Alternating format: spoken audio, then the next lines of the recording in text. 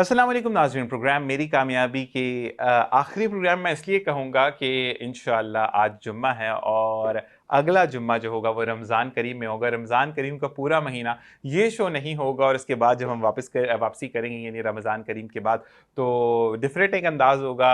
शायद मैं मोटा हो जाऊँ या पतला हो जाऊँ, ये तो डिपेंड करता है ज़िंदगी की सूरत हाल पर। लेकिन क्योंकि हम रमज़ान की आमद है और हर घर में जो है वो तैयारियाँ भी चल रही हैं, लोग बहुत ज़्यादा पुरजोश होते हैं। लेकिन सिर्फ एक बात मैं स्टार्टिंग ऑफ द प्रोग्राम कहूँगा कि जब भी रमज़ान करीम आता है 3-4 चीज़ें जो है वो अपनी ज़िंदगी की डोर के साथ एक गांठ बांध लें कि आपने कभी भी बुखल नहीं रखना दिल में। दूसरा, ज़िंदगी में ये गुस्सा नहीं करना कि यार मेरा रोज़ा है, मैं बात नहीं कर सकता। रोज़ा आपका और खुदा का कनेक्शन है, कभी भी उस कनेक्शन के दरमियान कोई तीसरा नहीं आता। तीसरी चीज़ कि ज़ख़ीरा अंदोज़ी से परहेज़ करें और कभी भी ये ना करें कि आप कुछ चीज़ लेकर आ रहे हैं जो कि आपके पड़ोस में लोगों को मैसर नहीं है और उनको दिखाकर आप लेकर जा रहे हैं, तो दिल आज़ारी से भी आपने बचना है। और साथ-साथ ये चीज़ कि अगर आप कुछ चीज़ फ़रोख्त कर रहे हैं, तो मार्जिन बहुत ज़्यादा ऊपर नहीं रखना। आप यूएई देखें, अमेरिका को देखें, आप ऑस्ट्रेलिया को देखें, आप किसी भी मुल्क को देखें, तो हर एक ने 50% तक ऑफ दिया है मुसलमानों को, क्योंकि वो इसको मुसलमानों का होली फेस्टिवल कहते हैं। यानी रमज़ान करीम हमारा इस्लामी महीना है, उसके अंदर उसको ऑफ दिया जाता है। जिसकी एक मिसाल ऐसे है कि एक गाहक ये कहता है, मतलब एक खरीदार उनके पास जाता है और वो कहते हैं कि मुझे चीज़ दे दो, तो वो कहते हैं कि जल्दी करो कहीं मेरी नमाज कज़ा ना हो जाए कि 100 रुपए की चीज़ 200 रुपए में बेचकर आप नमाज कज़ा कर रहे हैं। नमाज भी पढ़नी बहुत फ़र्ज़ है, लेकिन फिर मैं कहूँगा कि हुकूक अल्लाह माफ़ करता है, हुकूकुल इबाद माफ़ नहीं है। और चौथी और अहम चीज़ कि किसी से भी बदतमीज़ी नहीं करनी है। कभी भी अपने लेवल को डाउन नहीं करना या अपने स्टेटस का गलत फायदा नहीं उठाना। इसी के साथ साथ जी प्रोग्राम का आगाज करेंगे। गुलाम अब्बास बलोच साहब हमारे साथ मौजूद हैं, एजुकेशनिस्ट हैं माशाल्लाह, स्कूल और कॉलेज के ओनर हैं, मैट्रिक और इंटर बोर्ड के मेंबर भी हैं और बहुत अच्छी पर्सनैलिटी के मालिक हैं और हम्बल जो कहते हैं ना हम्बल पर्सनालिटी के एक के साथ साथ यहाँ पर आज मौजूद है। इनसे हम सवालात करेंगे और मैं गुजारिश करूंगा स्टार्टिंग ऑफ द प्रोग्राम कि कोई गलती हो गुलाम साहब तो मुझे माफ़ कीजिएगा। अस्सलाम वालेकुम। वालेकुम अस्सलाम। कैसे मिजाज हैं अल्लाह आपके? का शुक्र है। सबसे पहले तो बहुत बहुत शुक्रिया कि आपका एक शुक्रिया कि आपने दावत दी, बुलाया। नहीं माशाल्लाह आना, आप मैंने तो दावत दी, आपने एक्सेप्ट की ना, ये बड़ी बात होती है। नहीं, दावत देना भी बड़ी बात होती है कि आप किसी को दावत दें। और आपने आकर कोई इतने अच्छे चांद लगाए प्रोग्राम को, क्योंकि आखिरी प्रोग्राम है। उसके बाद गुलाम साहब मैं सब चीजों से पहले आपसे सवाल करूंगा कि अगला जुम्मा हम रमजान करीम में होंगे, आज जुम्मा है जी और ये प्रोग्राम एयर जा रहा है, तो मुझे ये बताएं कि घर में तैयारियां स्टार्ट हो चुकी हैं रमजान जी, की? बिल्कुल अल्हम्दुलिल्लाह। अच्छा मुझे ये बताएं, क्योंकि आपके स्कूल और कॉलेज है, तो जी स्कूल के बच्चे थोड़े छोटे होते हैं, मतलब जी। जी 5वीं तक के, तो उनको कुछ रिलैक्सेशन दे रहे हैं आपके, स्कूल बंद कर दें या कॉलेज ऑफ कर दें रमजान करीम में? नहीं, स्कूल में छोटे बच्चे भी होते हैं और मैट्रिक तक बच्चे भी होते जी हैं। जी।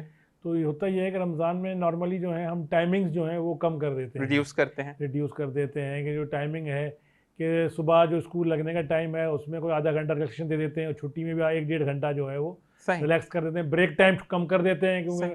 जो अक्सर बड़े बच्चे होते हैं उनका तो रोज़ा होता है, ऐसा ही है। सिर्फ छोटे बच्चों ने ही खाना पीना होता है, तो वो ब्रेक टाइम थोड़ा कम करके और उन चीज़ों को जो है मैनेज कर, पीरियड्स का टाइम कम कर देते हैं। अच्छा गुलाम साहब, एक चीज ये भी हो सकती है, मेरा हाँ जी। शुरू से एक सजेशन रहा जी है जब से ये रमजान, क्योंकि हम जी। भी मैट्रिक से पढ़ के आ गए हैं, सही। तो मैं ये कहता हूँ कि जब रमजान करीम हो तो एक दिन आप स्कूल ऑन रखें, एक दिन ऑफ रखें। ऑन एंड ऑफ पे अगर आप चलेंगे तो स्टडीज भी डिस्टर्ब नहीं होंगी, बच्चे भी रिलैक्स रहेंगे।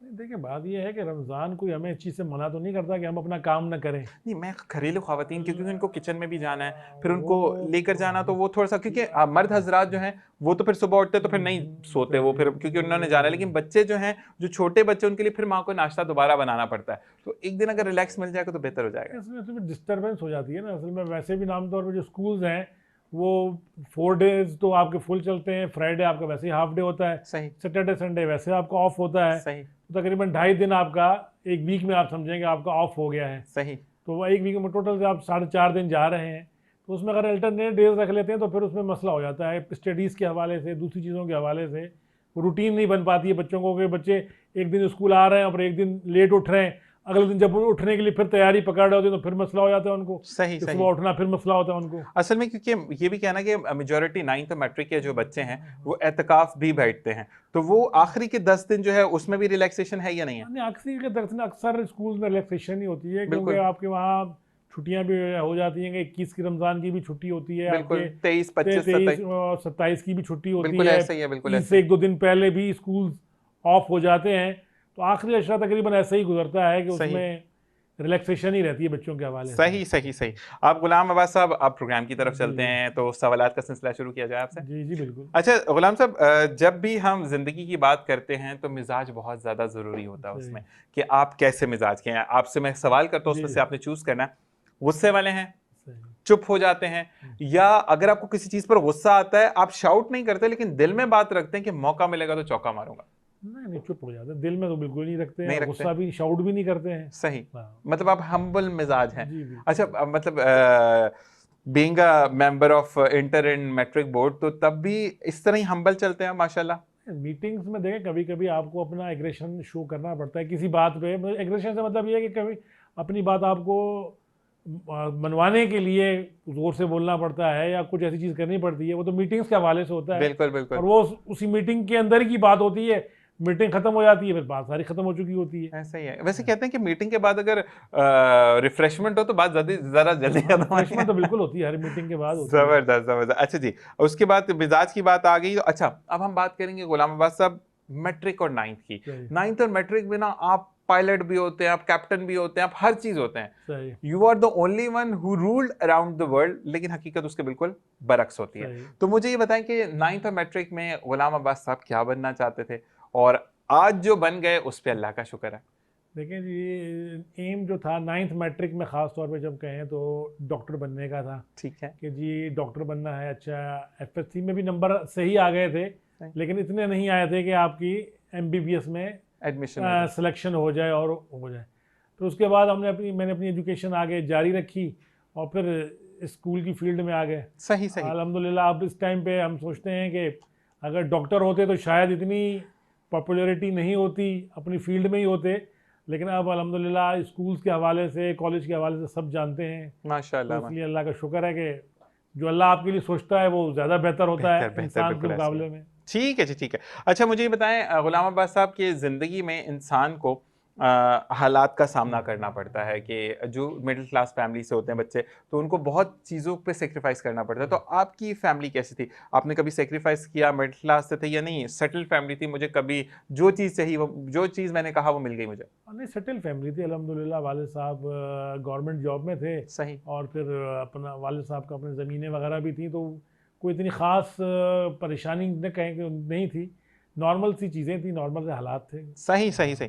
तो आप कैसे मिजाज के थे? मतलब बहुत ज़्यादा डिमांडिंग बच्चे थे, या नहीं बस ठीक है जो है मुझे सही है? बस जो है सब ठीक है, सही कोई है, डिमांड नहीं करते ज़्यादा थे डिमांड कोई नहीं थी कि कि मुझे हाँ। गाड़ी लेकर दें, मुझे ये नहीं नहीं करना नहीं है, नहीं ये मुझे ऐसे फर्दर स्टडीज के लिए मुल्क से बाहर जाना है? नहीं नहीं, ऐसी कोई ख़ास डिमांड्स नहीं थी ऐसी किसी कोई की। खास डिमांड नहीं थी। अच्छा जी, कभी लाइफ में जॉब किया आपने? नहीं, जॉब नहीं की, बस कभी स्टार्टिंग ना। से ही स्कूल से अपने स्टार्ट किया, ठीक है। और फिर आगे इसी को चलाया, आगे बढ़ाया। जबरदस्त। स्कूल को कितना अर्सा हो गया आपके? तो स्कूल को तकरीबन 24 ईयर्स हो गए हैं। माशाल्लाह माशाल्लाह माशाल्लाह। और कॉलेज? कॉलेज को तकरीबन 20 ईयर्स के अच्छा, करीब 4 हो साल गए, बाद ही आपने 4 साल कॉलेज में बाद फिर कॉलेज कर लिया ठीक था। है जी, ठीक है। अच्छा मुझे ये बताएं कि कभी बस में सफर किया? हाँ, कॉलेज लाइफ में अपने बस में सफ़र करते थे। सही। कभी ऐसा किया कि बस में जा रहे हैं, कंडक्टर भाई आगे, आप खड़े में इधर उधर घूम गए कि नहीं चलो किराया बच जाएगा, ये नहीं नहीं स्टूडेंट कार्ड दिखा के किराया अदा करवाओ? नहीं नहीं, ऐसा कभी भी नहीं किया कि कोई ना स्टूडेंट कार्ड दिखा के किया, ना कभी किराया ना दिया, ऐसा कभी नहीं हुआ। वैसे ही मजा आता है, फन था वैसे, हाँ, कि अगर होता आप है। करें छत पे चढ़ जाएं, छत किराया ना नहीं, दें। छत पे भी चढ़ के सफ़र किया है, सफ़र के तो कभी कभी, तो जब जगह ना होती थी और बस कॉलेज टाइम पे पहुंचना था, तो सही। जो बस अवेलेबल आ रही थी तो उसमें फिर छत पे जगह हो, जहाँ भी जगह हो। जबरदस्त जबरदस्त जबरदस्त। अच्छा मुझे ये बताएं कि अगर हम गुलाम अब्बास साहब की बात करें, क्योंकि माशाल्लाह आप इतनी चीज़ों में मर्ज हुए हैं, तो उसमें कहते हैं कि राजदार होना बहुत ज़्यादा ज़रूरी है। तो आप राजदार हैं, या अगर आपको किसी की बात पता लगती है तो आप फौरन नहीं लेकिन कभी ना कभी उसको गॉसिप में उड़ाते ज़रूर हैं? नहीं, अल्हम्दुलिल्लाह ऐसी कोई आदत नहीं है कि किसी का कोई राज हो और किसी में बंदा कहीं बता दे। आप राजदार हैं। राजदार। अच्छा मुझे अगर एक बात बताएं, कि अगर कोई इंसान आपसे अप्रोच करता है, या फर्ज करें मैं ही आपके पास सही आता हूं कि गुलाम अब्बास भाई मेरे पास मैं इतना अफोर्ड, मैं जॉब कर रहा हूं लेकिन मैं सही अफोर्ड नहीं कर पाता, और जो है वो मुझे आपसे मदद चाहिए, क्योंकि आप अफोर्डेबल हैं, सही या माशाल्लाह अब तो आप सही। काफ़ी, आपका नाम है, अल्हम्दुलिल्लाह तो अल्हम्दुलिल्लाह। आप मदद करेंगे या नहीं करेंगे, एक सवाल। और अगर आप मदद करेंगे तो आप कैसे मदद करेंगे? पहले मेरी सेल्फीज लेंगे अपने साथ, फेसबुक पे पोस्ट करेंगे, स्टेटस डालेंगे, फिर व्यूज देखेंगे कि लोगों क्या है तो मदद करेंगे, जो कि आजकल का ट्रेंड है। तो गुलाम अब्बास साहब क्या करेंगे? नहीं, देखें जी, मदद अगर करनी है तो आपको, जैसे कि इस्लाम ने कहा है कि एक हाथ से दें तो दूसरे हाथ को पता न चले। तो ये तो मदद करने का तो तरीक़ेकार यही है। ऐसा ही है। अगर को आप किसी की मदद करना चाहते हैं तो ऐसे ही मदद होती है। बाकी ये जो आजकल के होता है कि आप कोई एक छोटी सी चीज़ भी दे रहे होते हैं और 10 लोग उसमें हाथ अपना लगा के ये शो कर रहे होते हैं कि जी देने वाले 10 लोग हैं और लेने वाला एक है, तो ये मेरे ख्याल में मदद नहीं होती है, ये खुदनुमाई होती है, अपने आप को जाहिर करना होता है, ऐसा ही शो है। ऑफ करना होता है। इससे न देने वाले को कोई फ़ायदा हो रहा होता है और न ही लेने वाले को हो रहा होता है कि 10, क्योंकि चीज़ आजकल तो सोशल मीडिया का दौर है कि अगर मैं कोई तस्वीर लगा देता हूँ किसी के साथ भी, तो वो घूम के कहाँ से कहाँ पहुँच जाएगी मुझे नहीं पता चलेगा। ऐसी बात है। कौन कौन लोग उसको देख रहे होंगे, कौन उसको क्या कमेंट्स कर रहा हो, क्या सोच रहा होगा, लेकिन जो लेने वाला होगा उसकी जो फैमिली है, जो उसके जो दोस्त यार हैं, जो उसके जानने वाले हैं, अड़ोस पड़ोस वाले हैं, वो उसके बारे में क्या सोचेंगे, ये बहुत मायने रखता है। तो मदद हमेशा ऐसे ही करनी चाहिए और अल्हम्दुलिल्लाह मैं भी ऐसे ही करता हूँ कि एक हाथ से दें दूसरे हाथ को जो है पता न चलना चाहिए। मैं आपको गुलाम बस ये सब ये एक चीज़ शेयर करना चाहूँगा कि मेरा बेसिकली टीवी से भी ताल्लुक़ है, मैं रेडियो की दुनिया से भी वाबस्ता हूँ पिछले 15 साल से। क्लास 8 2008 में मैंने ज्वाइन किया था रेडियो को। तो अभी एक साहब से मेरी बात हुई तो उन्होंने मुझे कहा कि मैं मतलब क्योंकि आप जब रमज़ान ट्रांसमिशंस में टीवी से तो इतनी नहीं की मैंने, लेकिन रेडियो से मुसलसल 12 साल से अफ्तार ट्रांसमिशन कर रहा हूँ अल्हम्दुलिल्लाह। तो रेडियो पाकिस्तान क्योंकि हमारा अपना कौमी इदारा है, उसी की एक चैनल है, उसके से वाबस्तगी है मेरी। तो मैंने बात की क्योंकि उसमें एक सेगमेंट है छोटी सी नेकी। जो भी मुखय्यर हजरात होते हैं मैं उनसे ये ज़रूर कहता हूँ कि देखिए आपको अल्लाह ने दिया है और मैं कभी भी ऑन एयर बैठकर अपने कैरियर पर धब्बा नहीं लगाऊंगा।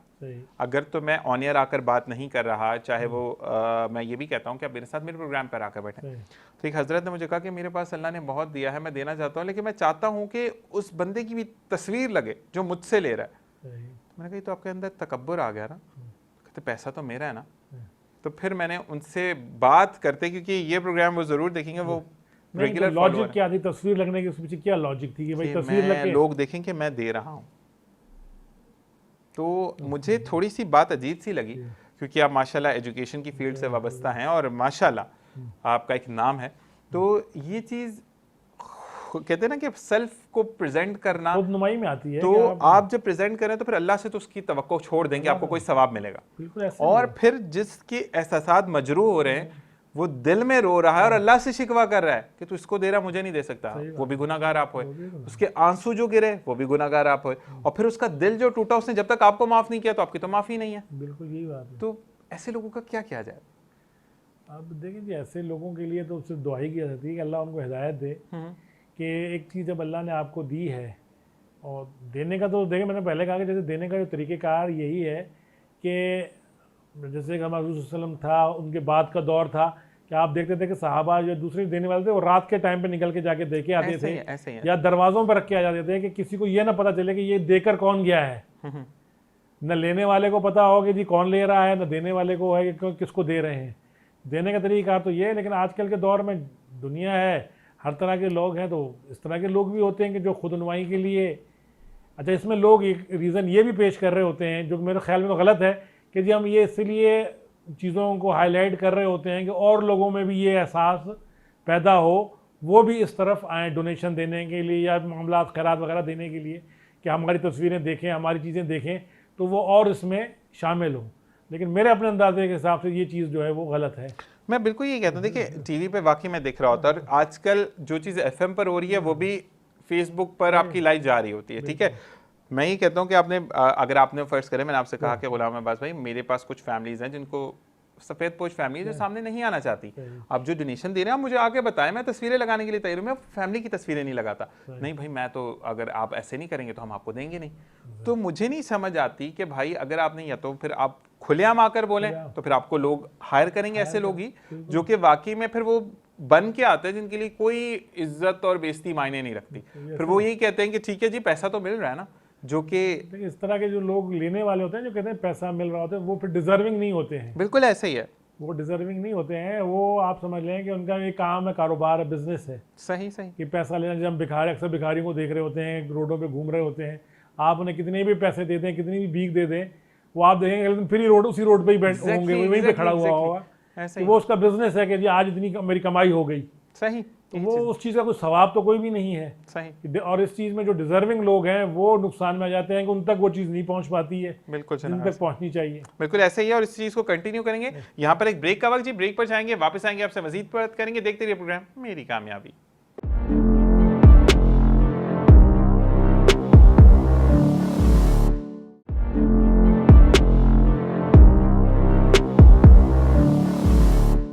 और जनाब वेलकम बैक। और अब जिस तरीके से बहुत खूबसूरत बातें हो रही हैं, क्योंकि आज प्रोग्राम जो है वो बेसिकली मैंने आपको कहा कि रमज़ान करीम का आमद है और आज आखिरी जुम्मा, उसके बाद नेक्स्ट जुम्मा जो हम गुजारेंगे वो रमज़ान करीम का होगा, और दूसरा या तीसरा रमज़ान होगा, या हो सकता है पहला रमज़ान हो।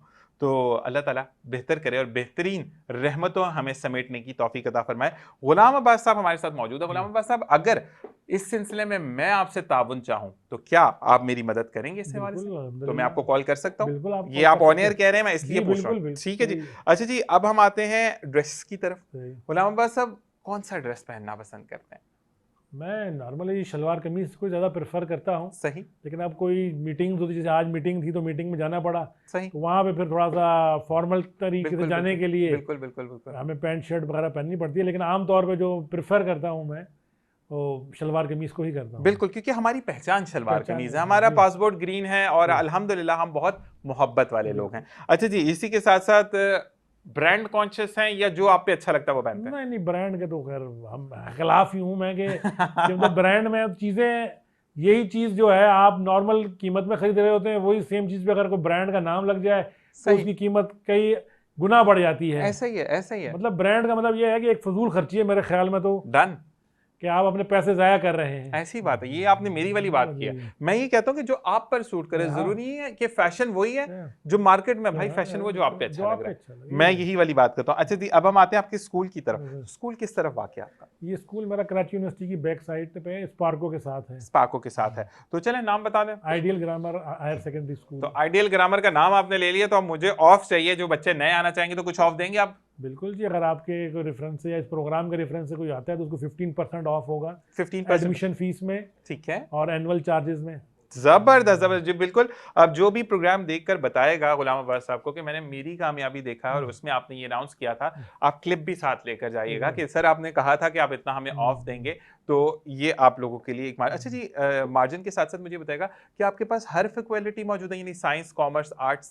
जी बिल्कुल, मैट्रिक में तो साइंस और आर्ट्स दो होते हैं, और कॉलेज में जो है science, arts, commerce, pre engineering, medical, computer science. नहीं, मैट्रिक में भी होता है ना अपने प्री, दो होते हैं कंप्यूटर उसमें। अच्छा अच्छा, मतलब वो साइंस में या दो आपके डिवीजन होती है, बायो कंप्यूटर और बायो। ठीक है, उसको लेकिन साइंस ही काउंट करते हैं। अच्छा नहीं, क्योंकि मैंने कंप्यूटर साइंस से पढ़ा, मैं बायो वाला बच्चा ही नहीं हूँ, क्योंकि मैं गया था वो उसको वहाँ पे साइंस काउंट होता है। सही सही सही। इंटर लेवल पे जाके जो है फिर वो अलग काउंट होती है, मेडिकल, इंजीनियरिंग, कंप्यूटर सब अलग काउंट होते हैं। क्योंकि मैं गुलाम अब्बास साहब, मुझे भेजा गया था मैट्रिक 9th के अंदर कि जाओ तुम बायो की क्लास लो। टीचर ने पहले दिन ही दिल बनाया, 6-7 तारे निकाल दी, मुझे 3 दिन तक वो तारे नहीं समझ आई। तो मुझे मेरे टीचर ने कहा कि बेटा मुस्तकबिल तबाह मत कराओ, जाओ कंप्यूटर सेक्शन में चले जाओ। तो दैट्स व्हाई मैंने कंप्यूटर को ज्वाइन किया। अच्छा जी, जब हम गुलाम अब्बास साहब स्कूल खोलने का इरादा किया आपने, तो ये आपका अपना कमाया हुआ पैसा है जिससे आपने स्कूल खोला, या आपके वालिद ने आपको इसमें मावनत की? नहीं, वालिद साहब ने मावनत की बिल्डिंग के हवाले से। सही। बाकी जो उसमें चीज़ें थी, मेहनत थी, वो फिर वक्त के साथ साथ अल्हम्दुलिल्लाह होती गई और मामलात बढ़ते गए। कभी अब्बू ने ये बोला कि ये बिल्डिंग मेरी है, अगर ये नहीं होता तो कैसे स्कूल खड़ा होता, कभी कहा ऐसा? नहीं, वालिद साहब ने कभी ऐसी। अच्छा, वालिद साहब फ्रेंडली थे। हाँ ठीक है। वैसे आप कितने बहन भाई हैं? हम 4 भाई हैं, 3 बहनें हैं। और आपका बहन भाई में कौन सा नंबर आता है? मेरा सबसे बड़ा नंबर है। अच्छा, आप सबसे बड़े हैं, मतलब ताया अब्बू? बड़े भाई थे, उनकी डेथ हो गई है, तो उसके बाद अब सबसे बड़ा मैं। ठीक है, तो मतलब आप घर के ताया अब्बू भी हैं कि बच्चों के आगे। अच्छा, तो बच्चे जिद करते हैं घर में? क्योंकि ताया अब्बू से तो हर कोई जिद कर रहा होता है। बिल्कुल ही करते हैं बच्चे तो वैसे। तो ये बताएं कि सबसे ज्यादा फरमाइश खाने पीने की होती है आपसे या घुमाने की होती है कि अब ताया अब्बू घूमने जाना है? मतलब घुमाने की फरमाइश होती है, तो घुमाने में खाना पीना शामिल हो जाता है। नहीं, कुछ होता है ना कि घर पे ऑर्डर कर दें, घर पे दाल बनी हुई है, ये कुछ भी बना हुआ है, ताया अब्बू नहीं खाना, ये भी होता है, ये भी होता है। मतलब घर पे भी ऑर्डर होता है और घूमने फिरने का भी ऑर्डर होता है, तो फिर उसमें तो खाना पीना वापसी में शामिल होता है। ठीक है जी, ठीक है। अच्छा, ये बताएं कि अगर हम आपकी सेल्फ की बात करें, क्योंकि आपने बड़ा अच्छा आंसर किया कि ब्रांड को यूज करते हुए आप बेहतर है कि आप नॉर्मल ले लें, तो कंजूस हैं या शाह खर्च है, बस आ गया तो उसको उड़ाने या सेव करना रखते हैं? बिल्कुल सेविंग भी करते हैं, खर्चियाँ भी नहीं होती हैं। लेकिन इतने भी कंजूस नहीं है कि बिल्कुल ही खर्च ना करें। सही। अच्छा, अगर फर्ज करें कि हम आपकी पर्सनल लाइफ की बात करते हैं, जहाँ पे आपके बीवी बच्चे या घर वाले नहीं हैं, आप और आपके फ्रेंड्स की गैदरिंग है, सही, खाना खा लिया, 5 सही, दोस्त हैं या 6 सही, दोस्त हैं, सही, अब जब बिल की पर्ची आती है तो अक्सर कुछ मोबाइल्स में लग जाते हैं, कुछ हाथ वाथ झाड़ने लग जाते हैं, तो गुलाम अब्बास साहब कौन से वाले होते हैं, जो पहले बिल वाली पर्ची को नहीं, पकड़ते पहले हैं? बिल की पर्ची ले लेते हैं, कोई ऐसा आप ले मसला लेते नहीं। हैं? हाँ, जबरदस्त, मतलब इनसे दावत बनती है। हाँ, हाँ, हाँ। अच्छा जी, अब ये बताएं कि जिंदगी में गुलाम अब्बास साहब, आपकी जिंदगी में बीवी, बच्चे, माँ, बहन, भाई, ये सब तो बहुत वो रिश्ते हैं जो अल्लाह ताला ने आपके लिए चुन लिए हैं। सही, लेकिन इनके अलावा एक शख्स जिंदगी में ऐसा होता है, ख्वाह जेंडर बायसिंग नहीं होती, उसमें सही, फीमेल या मेल कोई भी हो सकता है, जो आपके दिल के बहुत करीब हो, जो सही, आपको गाइड करता हो, सही, और जो आपको ये बताता हो कि नहीं गुलाम अब्बास यहाँ गलत हो। सही, लोगों में तो आपकी ओके कर दिया, लेकिन बाद में आके आपको क्लास दी कि यहाँ जो भी कर लो गलत आप ही थे, सही। आपको सुधारा हो या आपको बताया, तो कोई है लाइफ में ऐसा? जी, बिल्कुल है, ऐसे कई दोस्त हैं जो एक बिल्कुल। दोस्त कोई जो आपके बहुत ज्यादा, मतलब बहुत सारे दोस्त होते हैं, हाँ, लेकिन एक उसमें ऐसा होता है जो कि लिटरली अब्बू, अम्मी, बहन, भाई सबका रोल प्ले कर रहा होता है, कोई है ऐसा? जी, बिल्कुल है। क्या नाम है उनका? उनकी अभी कुछ अर्सा पहले ही डेथ हो गई, इम्तियाज़ नाम था उनका। ठीक ठीक ठीक। हाँ, उनकी अभी 1.5-2 महीना पहले डेथ हुई है।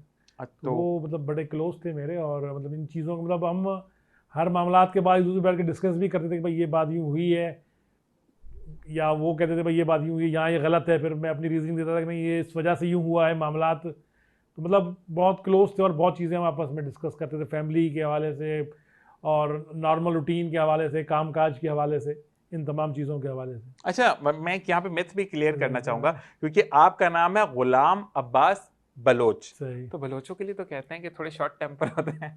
हाँ, होते हैं बलोच, शॉर्ट टेम्पर भी होते शॉर्ट हैं। टेम्पर होते हैं, तो आप उस कैटेगरी में नहीं आते? नहीं, मैं उसमें नहीं। तो मतलब आप नहीं आते, ही आपके पूरा मतलब भाई जितने भी अभी जो भी हयात हैं या जो भी आपकी मतलब आपकी बात कर रहा हूँ मैं, बच्चों की बात, तो उसमें सारे में आप तहम्मुल मिजाजी, ये सारे ही ऐसे हैं? तकरीबन सारे ही ऐसे ही हैं। सारे ही ऐसे ही हैं, तो घर में कोई ऐसा नहीं जो गुस्सा दिखाता हो? नहीं, वो खास कोई ऐसे नहीं है जो खास गुस्सा दिखाता हूँ। सही सही। अच्छा, लेकिन अगर आपको गुस्सा आता है तो आप फिर किस तरीके से इजहार करते हैं कि लोगों को पता तो चले कि गुलाम अब्बास साहब को गुस्सा आया हुआ? घर की बात कर रहा हूँ। नहीं, घर में तो शायद मैंने कभी गुस्सा दिखाया हो, नहीं दिखाया? बहुत कम, ना होने के बराबर। वैसे तब फिर आप लविंग भी होंगे सबके लिए कि ये ये आंख का तारा है हमारे गुलाम अब्बास साहब। अच्छा जी, अब मुझे ये बताएं कि एक मुहावरा जो जिंदगी में हमारा अंग्रेजों का हमने बहुत आम कर सही, लिया, टेट फॉर टैट, सही। कितना बिलीव करते हैं इसमें? मैं इसमें नहीं बिलीव करता, नहीं बिल्कुल करते? नहीं, बिल्कुल भी नहीं। कि आप इस्लाम की रूह से करते हैं कि आजिज़ी और झुक जाने में ही हाँ, जिंदगी की बिल्कुल बेहतरी? यही है। जबरदस्त। अच्छा, मुझे बताएं कि अगर हम बात करें गुलाम अब्बास साहब की, कि पाकिस्तान के अंदर वो कौन सी जगह है जहां पर आप घूमना चाहते हैं, सही। और बाहर अगर मुल्क में जाना चाहें तो कौन से मुल्क को जाना चाहेंगे? देखिए, पाकिस्तान तकरीबन पूरा मैं घूम चुका हूँ। सही। लेकिन ख़ास तौर पे जो हमारे नॉर्दर्न एरियाज़ हैं या फिर गिलगित बल्तिस्तान की साइड है, सही वो बड़ी अच्छी जगह है जहाँ दोबारा जाने का भी दिल चाहता है आदमी सही का। सही। और बाहर के तो खैर ममालिक ज़्यादा मैंने नहीं घूमे हैं, लेकिन फिर भी सऊदी अरब, माशा ख़ास तौर पे मक्का मदीना उम्रा, उम्रा माशाल्लाह। करने के लिए बार बार दिल चाहता है कि बहुत आदमी बहुत बहुत, जाए बिल्कुल आदमी। बिल्कुल बिल्कुल। और इसके अलावा अगर मक्का मदीना, तो माशाल्लाह अल्लाह ताला हर सही, एक को बुलाए। मैं तो ये सही, हर एक के लिए दुआ करता हूँ कि जितने सही, भी मेरे मुसलमान बहन भाई सही। हमें देख रहे हैं, अल्लाह ताला हर एक को हम्म, अपने घर का और नबी के घर का मेहमान ज़रूर करे, क्योंकि आमीन, बहुत खूबसूरत आमीन। गलियां हैं जिसमें नबी करीम सल्लल्लाहु अलैहि वसल्लम घुमा करते थे, और मक्के की वो रौनकें जो कि आप देखते हैं, और काबे की रौनक, काबे का मंजर, वाकई में ये नात जब आप सुनते हैं और जब आपकी पहली नज़र पड़ती है काबा शरीफ पर, कि अल्हम्दुलिल्लाह वो मंजर कोई बयान नहीं कर सकता। जितना भी आप चाह लें, सिर्फ यही होता है उस वक्त एक कि मेरी क्या औकात और खुदा ने मुझे कहाँ लाकर खड़ा किया। इसी के साथ अगर हम बात करते हैं कि मक्के मदीने के अलावा आप कहाँ जाना पसंद करेंगे तफरी के लिए? तफरी के लिए यूरोप। यूरोप जाना पसंद करेंगे। अच्छा, मुझे बताएं कि अगर हम घर की बात करें तो गुलाम अब्बास साहब घर में किचन में हेल्प करते हैं कभी, हांडी वांडी पकाने में? नहीं, कभी नहीं। कभी भी नहीं? नहीं, कुकिंग आती नहीं है? बिल्कुल भी नहीं। अच्छा, फेवरेट डिश अगर पूछी जाए तो कौन सी है आपकी? फेवरेट डिश गोश्त। गोश्त खाते हैं? हाँ, जबरदस्त। अच्छा, ये बताएं कि आप पर्सनल कितनी केयर करते हैं अपनी, यानी कभी स्पा जाते हैं, फेशियल करवाया, मैनिक्योर नहीं, नहीं, पेडिक्योर? कभी नहीं। मतलब नेचुरल ग्लो है। नेचुरल जैसे जबरदस्त। अच्छा, ये बताएं कि वैसे वॉक वगैरह, ये जिम वगैरह करते हैं? कभी कभार, कोई कब, खास नहीं। कभी कभार, कभी कोई खास नहीं है। अच्छा जी, साथ साथ मुझे ये भी बताएं कि अब जो नौजवान नस्ल आ रही है हमारी साथ साथ, क्योंकि आप स्कूल के ओनर भी हैं, कॉलेज के, तो स्कूल के बच्चे और कॉलेज के बच्चे वो होते हैं 9 मैट्रिक के, तो बहुत अपने आप को बड़ा समझते हैं कि बस यहाँ पे तो खत्म हो गई है लाइफ, बस अब हम ही डिसीजन लेंगे, वो शॉर्टकट्स की तरफ जाते हैं। बिल्कुल। तो शॉर्टकट्स का क्या अंजाम होता है, जरा देखने वालों को बयान करें। देखिए, लाइफ में कोई शॉर्टकट नहीं है, कि आप कोई काम शॉर्टकट से नहीं कर सकते हैं, उसके लिए आपको मेहनत करनी है। ऐसा ही है। एग्ज़ाम्स की अगर आप बात ले लें तो ये हम देखते हैं कि आजकल ज़्यादा जो है ये ट्रेंड चल पड़ा है कि एग्ज़ाम्स में कोचिंग सेंटर्स, ये वो जी, क्रैश प्रोग्राम 1 महीने का, 15 दिन का, वो आपको थोड़ा बहुत बता देते हैं जिससे आप शायद पास तो हो जाए, लेकिन वो नॉलेज आपको नहीं आती है जो कि आगे आपको काम आएगी। ऐसी ही बात है। मैट्रिक आपने कर लिया, उस शॉर्टकट में जाके जब आप कॉलेज में जाके बैठे तो आपको सब्जेक्ट समझ नहीं आ रहे हैं, आपको डिटेल नहीं है। तो हम जब यही चीज़ देखते हैं कि स्कूल के बाद कॉलेज के जो रिज़ल्ट होते हैं वो इतने नहीं होते हैं।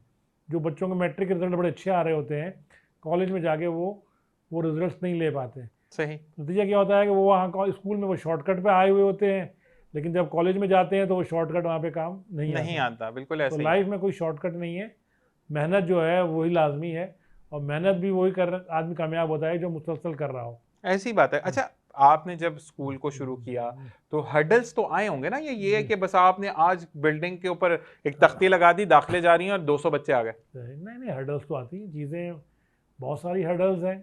हर काम, कोई भी आप काम स्टार्ट करते हैं, हर्डल्स तो उसमें आती हैं, और फिर जब आप एक नया काम खास तौर पे स्टार्ट कर रहे होते हैं तो उसमें वाकई बहुत सारी हर्डल्स होती हैं, लेकिन वक्त के साथ साथ आदमी उन चीज़ों को समझता रहता है, और फिर उन हर्डल्स को कैसे अबूर करना है, उनको कैसे ओवरकम करना है, वो भी सीख रहा होता है। ऐसी बात है। तो मुझे ये बताएं कि कॉलेज और स्कूल का दोनों का नाम सेम है? सेम नाम। अच्छा, आपकी स्कूल और कॉलेज में एक शिफ्ट है या 2 है? एक सिंगल शिफ्ट है। सिंगल शिफ्ट ही आपने। तो स्कूल की छुट्टी कितने बजे होती है? 2 बजे?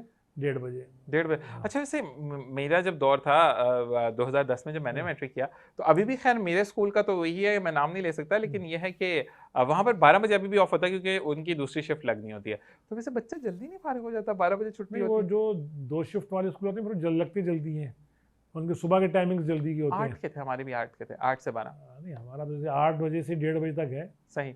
हाँ, लेकिन हमारी पीरियड, वो हमारी ब्रेक कम होती थी। ब्रेक कम होती है, लेकिन उसमें फिर एक आध पीरियड वो कम कर देते हैं। बिल्कुल बिल्कुल ऐसा ही है। या नॉर्मली जैसे हमारी सैटरडे ऑफ होती है, लोग सैटरडे ऑफ वो नहीं रखते हैं, तो वो जो पीरियड्स एक कम कर रहे होते हैं उसको सैटरडे में कवर कर लेते हैं। सही सही सही। लेकिन मुझे तो बड़ा वैसे औखा ही लगती है बात, मैं बताऊं कि क्योंकि मैंने स्कूल और कॉलेज दोनों ऐसे था, नहीं कॉलेज में तो खैर नहीं था ऑफ मेरा सैटरडे, लेकिन ये है कि सैटरडे हमारा स्टडी डे का नहीं होता था, मतलब सैटरडे ही होता था कि आपने लाइब्रेरी जाना है, और क्योंकि गवर्नमेंट का कॉलेज था मेरा, तो हमें चीज़ों को फाइंड आउट करने में चला जाता था, लेकिन ये था कि कोई आपका हार्ड एंड फास्ट नहीं था कि अपने सैटरडे आना है। तो जो स्कूल बच्चे कहते हैं ना सैटरडे भी, मैं पता नहीं भाई, मैंने तो कभी नहीं पढ़ा, जिस स्कूल से था सैटरडे संडे ऑफ था। अच्छा जी, ये बताएं कि अगर हम आपसे पूछते हैं गुलाम अब्बास साहब कि आपको पहनने में कौन से रंग खूबसूरत लगता है, एक रंग बताएं, और देखने में कौन सा रंग खूबसूरत लगता है? वाइट। दोनों में? दोनों वाइट। मतलब आप बड़े ही हलीमुत्तवाह तबीयत के मालिक हैं, और कहते हैं कि सूफियाना तबीयत जिनकी होती है उनको वाइट कलर बहुत पसंद होता है। अच्छा, ये बताएं कि घर में कुछ चीज़ें प्लान हो रही होती हैं, या घर में पार्टी प्लान हो रही है, या कहीं जाना प्लान हो रहा है, तो आपको सिर्फ एंड मोमेंट पर बताया जाता है, या आपसे ही पहले राय ली जाती है कि हम क्या करें और उसको कैसे एग्जीक्यूट करें? नहीं, पहले पूछते हैं। पहले पूछते हैं। तो एग्जीक्यूशन आपकी होती है बेस्ट उसमें घूमने में, या घर इंडोर अरेंजमेंट्स में? नहीं, मेरी एग्जीक्यूशन नॉर्मल ही होती है आजकल, क्योंकि अब बच्चे भी बड़े हो गए हैं। सही। सारी एग्जीक्यूशन, सारी काम उनके ही होते हैं। सही। हमारा काम सिर्फ मशवरे तक की होता है, और ये आपका एटीएम यूज हो रहा होता है। ऐसे ही है। अच्छा जी, अब हम थोड़ी सी बात करेंगे कि आप माशाल्लाह इंटर और मैट्रिक बोर्ड के भी मेंबर हैं, थोड़ा सा इस बारे में बताइएगा। देखिए जी, बोर्ड ऑफिस में जो उनको गवर्न करते हैं, गवर्निंग बॉडी होती है, उसमें एक सीट्स जो होती है वो इलेक्टेड होती है, बाकी तमाम जितने भी होते हैं वो बाय पोस्ट आ रहे होते हैं। तो इसलिए हर बोर्ड में, मैट्रिक बोर्ड है या इंटर बोर्ड है, जिसमें जो भी उनसे एफिलेटेड अदारे हैं, जो जैसे मैट्रिक बोर्ड जो एफिलेटेड स्कूल्स हैं, चाहे वो गवर्नमेंट के हों चाहे वो प्राइवेट हों, तो वो वोट देते हैं अपना एक नुमाइंदा जो है उस बीओजी में भेजने के लिए, ताकि जो भी उनके मामलात हैं, जो मसले मसाइल हैं, वो उनकी बात वहाँ तक पहुँच सके। BOG stand for board of governors. Board of governors, ठीक है जी। मैट्रिक बोर्ड का भी होता है, इंटर बोर्ड का भी होता है। ऐसा ही है। तो उसमें जो है वो एक सीट जो होती है वो इलेक्टेड होती है, बाकी तमाम जितने भी मेंबर होते हैं वो बाय पोस्ट आ रहे होते हैं कि जो उस पोस्ट पे होगा वो उसका मेंबर ऑटोमेटिकली होगा। सही। तो अल्हम्दुलिल्लाह मैट्रिक बोर्ड में जो है पिछले तकरीबन 12 साल से जो है वो इलेक्शंस में ही जीत रहा हूँ। और माशाल्लाह माशाल्लाह और माशाल्लाह। मैं ही उसका जो टेन्योर होता है वो 2 इयर्स का होता है। सही। तो हर 2 साल के बाद इलेक्शंस होते हैं, तो अल्हम्दुलिल्लाह हर साल के 2 साल इलेक्शन में मैं जीत रहा हूँ। 5 साल हो गए आपको, मतलब 5 साल से आप 5 टाइम आप इलेक्ट हो चुके हैं। टेन्योर हो चुके हैं। माशाल्लाह माशाल्लाह। इसी तरह इंटर बोर्ड में भी जो है 2 टेन्योर्स में रह चुका हूँ। सही सही सही। तो माशाल्लाह इतनी अचीवमेंट्स हो जाती हैं। हम्म। अच्छा, अचीवमेंट्स के बाद कहते हैं कि डर ये होता है कि फिर उसको सस्टेन करना है। सही अचीवमेंट तो आप कर लेते हैं, लेकिन सही। उसके बाद उसको सस्टेन करना मुश्किल ज्यादा होता है या उसको अचीव करना ज्यादा मुश्किल होता है?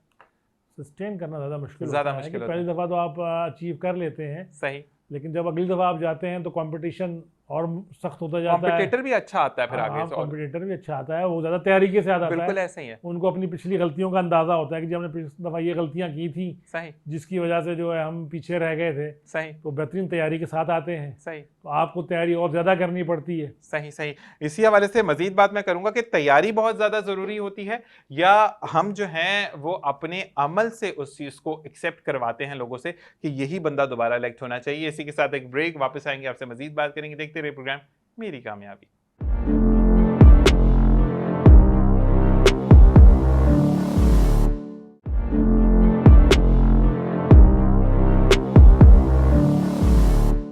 और जनाब वेलकम बैक। और जैसे कि ब्रेक पर जाते जाते मैंने गुलाम अब्बास साहब से कहा था कि माशाल्लाह उन्होंने जैसे बताया कि वो पिछले 5 दफ़ा यानी हर 2 साल के बाद इलेक्शंस होते हैं और उस पर वो इलेक्ट हुए हैं 5 दफ़ा। अच्छा जी, गुलाम अब्बास साहब ये बताइएगा कि इलेक्ट होने के लिए, जैसे कि अभी हमने बात की ब्रेक पर जाते हुए, कि आपका जो कॉम्पिटिटर होता है वो बहुत ज़्यादा तैयारी के साथ आता है। मेरे नज़दीक तो तैयारी भी बहुत अहम होती है, चीज़ें होती हैं, लेकिन आपकी कारकर्दगी जो आपने प्रीवियस 2 साल में की है वो ज़्यादा मैटर नहीं करती? देखिए जी, कारकर्दगी बिल्कुल मैटर करती है, लेकिन बात ये होती है कि आप जिस सीट पर आप हैं वहाँ आपसे गलतियाँ भी हो सकती हैं, बिल्कुल तमाम बिल्कुल। मामलात हो सकते हैं। तो वो जो आपका कॉम्पिटिटर होता है वो क्योंकि सीट पे नहीं है, तो उसको उन चीज़ों को हाईलाइट करना, ब्लेम करना उसको बड़ा आसान होता है। ऐसा ही है। आपको चीज़ों को डिफेंड करना होता है। ऐसा ही है। तो आप जो होते हैं वो डिफेंसिव पोजीशन में आ जाते हैं, वो अटैकिंग पोजीशन में आ जाता है, सही क्योंकि उसको वो कोई लूज नहीं कर रहा होता, वो तो सीट पे नहीं बैठा हुआ है। सही, तो ऐसी वो बात। कोई भी चीज़ गलत काम हुआ या कुछ भी एक्स्ट्रा जेड हुआ है, तो तमाम चीज़ें वो आपके खाते में दे रहा होता है कि जी ये देखें जी इन्होंने ये गलत काम हुआ या इनसे ये गलत हो गया है। सही तो आपको जो उन तमाम चीज़ों को डिफेंड भी करना है, सही जो भी आपने काम किया है उसकी रीजनिंग देनी है। सही। और काम यकीनन आपके लिए एक पॉजिटिव चीज़ होती है कि काम उसके पास नहीं होता है, काम आपके पास होता है कि जब आप अपनी कारकर्दगी दिखा रहे होते हैं, अपना काम बता रहे होते हैं कि सही ये काम किया, ये आपके पास पॉजिटिव पॉइंट होता है उस सूरत में। सही सही सही। अच्छा चलें, 5 दफा आप इलेक्ट हुए जी, माशाल्लाह, जी। और 5 दफा आपके सामने कॉम्पिटिटर भी आया होगा, सही तो जब आप वो हारता है सही। तो क्या वो आपको फिर हार पहनाता है या आपको बोलता है अगली दफा मिलूंगा? नहीं, हार भी नहीं पहनाता और ऐसा भी नहीं कहते हैं। सही। जब नॉर्मल स्पोर्टमैन स्प्रिंग तरह मिलते हैं और फिर चले जाते हैं अपने अपने उसको। एक्सप्रेशंस तो बंदा पढ़ लेता है ना नहीं, कि एक्सप्रेशन तो आगे अब देखें, मुकाबला तो मुकाबला है।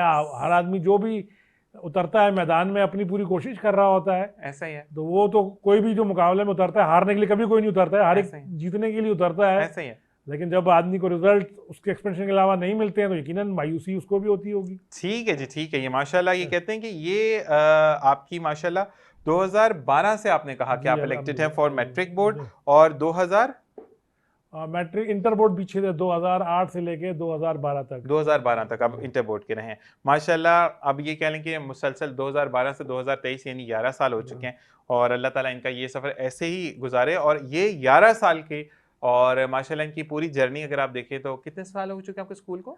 तकरीबन 24 ईयर्स। तो आखिर इन्होंने भी जवानी में जब स्कूल को शुरू किया होगा तो बहुत सारे हर्डल्स आते हैं। मैं सिर्फ देखने वालों से यही रिक्वेस्ट करता हूँ कि जो भी देख रहा है गुलाम अब्बास साहब को, ये मत देखें कि वो इस वक्त सक्सेसफुल आदमी आपके सामने बैठा है, ये देखें कि वो किस किस मराहल से गुजर कर यहाँ पर आया। उन्होंने भी चैलेंजेस को सामने अपने सामने रखते हुए उन चैलेंजेस को एक्सेप्ट किया और फिर वो मैदान में आ गया।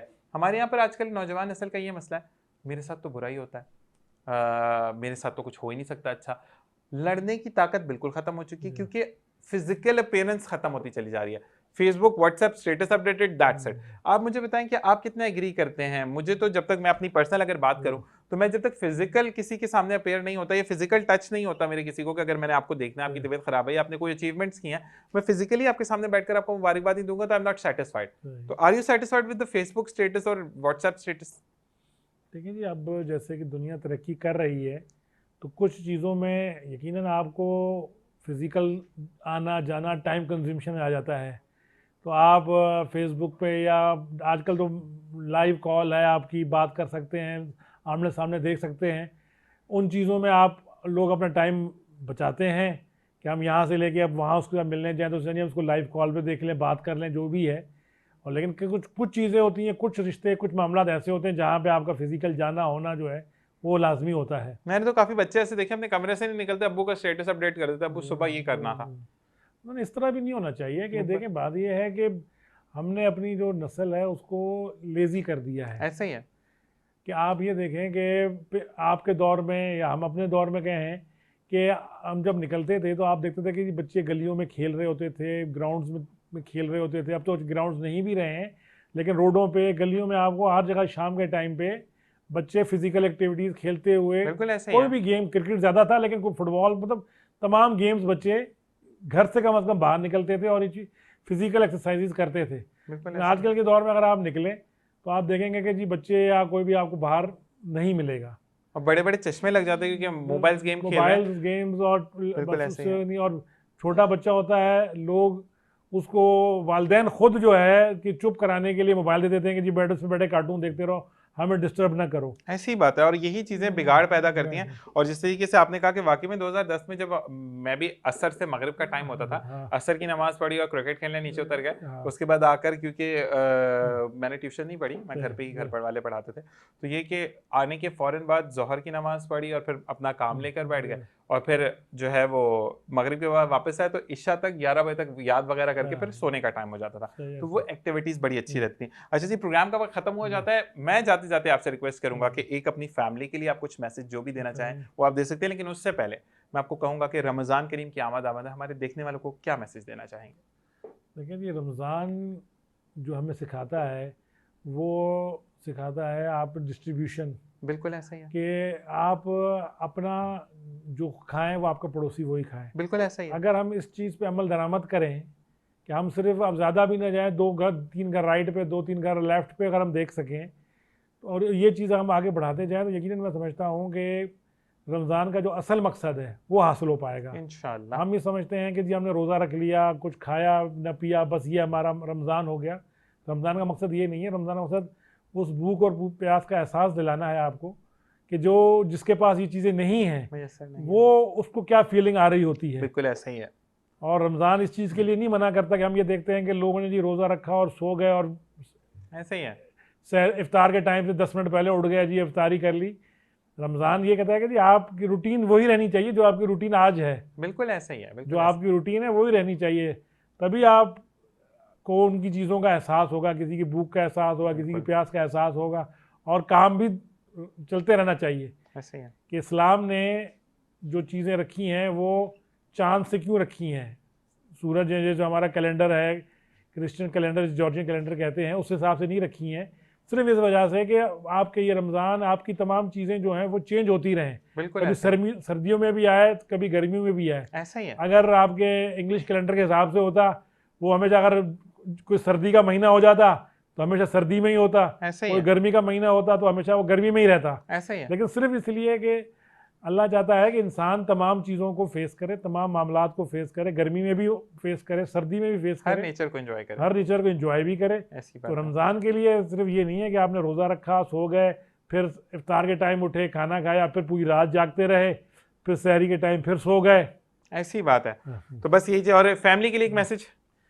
फैमिली के लिए तो बस यही मैसेज है कि हमारी फैमिली अल्हम्दुलिल्लाह बेहतरीन फैमिली है, तमाम में बहुत प्यार मोहब्बत है और इस तरह की प्यार मोहब्बत इंशाल्लाह जारी सारी रहे। इंशाल्लाह इंशाल्लाह। इसी के साथ आपका बहुत बहुत शुक्रिया कि आप प्रोग्राम में तशरीफ लेकर आए। सॉरी।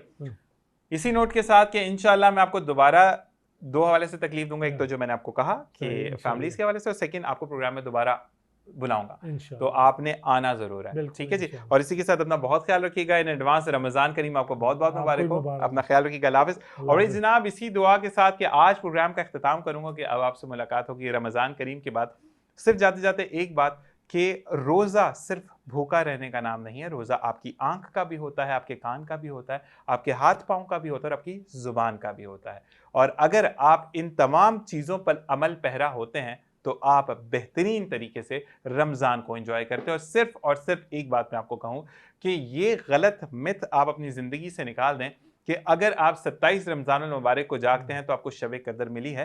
अल्लाह ताला ने 5 ताक रातें आपको दी हैं, 21, 23, 25, 27 और 29। ये 5 ताक रातें जब आप जाग कर अल्लाह के हुज़ूर दुआ करते हैं तो अल्लाह ताला आपकी तमाम दुआओं को कबूल करता है, क्योंकि आपको ये कन्फर्म है कि शब कदर नसीब हुई है। मुझे, मेरी टीम को, मेरी फैमिली को अपनी दुआओं में याद रखिएगा। एडवांस रमज़ान मुबारक, अपना ख्याल रखिएगा। अल्लाह नेगेबान।